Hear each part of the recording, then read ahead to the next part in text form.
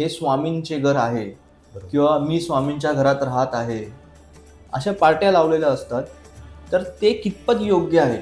Even माझ्या घराच्या पाठीवर सुद्धा हेच लिहिलेलं आहे. मला एक सांगा, तुम्ही एका अशा घरात राहत आहे जे घर खूप वीक आहे, मोडकेला आलेलं आहे, किंवा त्या घराच्या भिंती खूप वीक आहेत किंवा छप्पर ठीक नाही आहे, आणि एक असं घर आहे ज्याच्या भिंती खूप स्ट्रॉंग आहेत, छप्पर स्ट्रॉंग आहे, दरवाजा स्ट्रॉंग आहे, सर्व काही चांगलं आहे, कुठला घर जास्त प्रिफर कराल?